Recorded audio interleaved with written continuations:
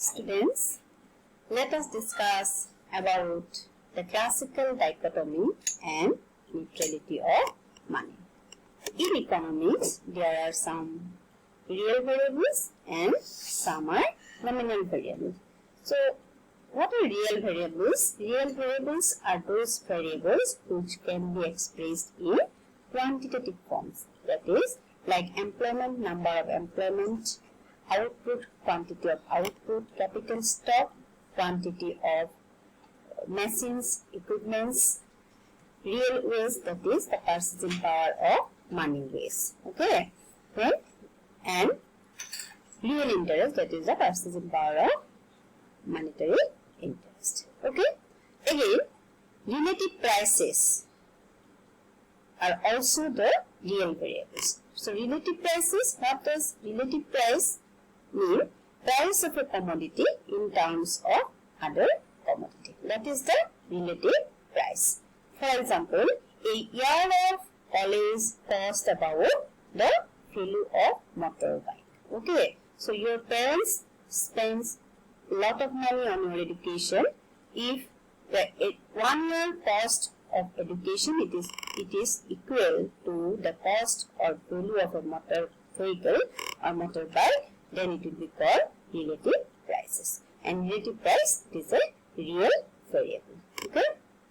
Again, we can also finding out real GDP. So when we adjust the price effect on the nominal GDP, then we can finding out the real GDP. So real GDP, it is a real variable. It is not a nominal variable. Again, nominal variables are those variables which can be expressed in monetary terms like price level, nominal is GDP, the money value of goods and services which are produced in a country over a period of time.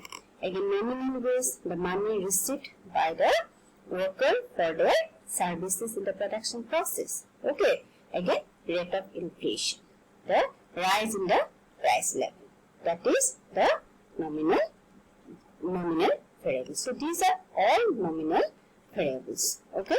So according to the classical dichotomy, it refers to the idea that real variables like output and employments are independent of nominal variables. So nominal variables do not affect on these variables have no effects on the real variables. So economists call this theoretical separation of real and nominal variables the classical dichotomy.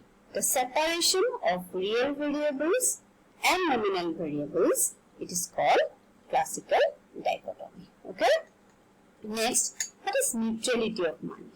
Again, the classical dichotomy, it arises because in classical economic theory, changes in the money supply do not influence on the real variables. So, money supply, it has no influence on the real variables. This irrelevance of money for real variable,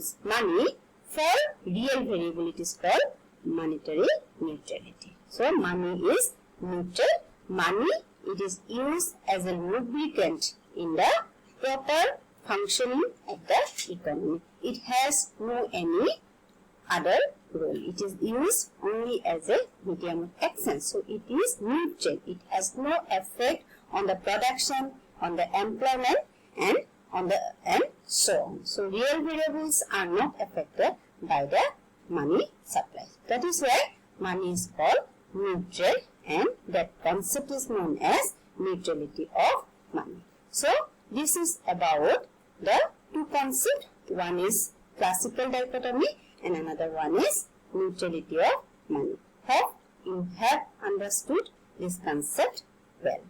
Okay, thank you.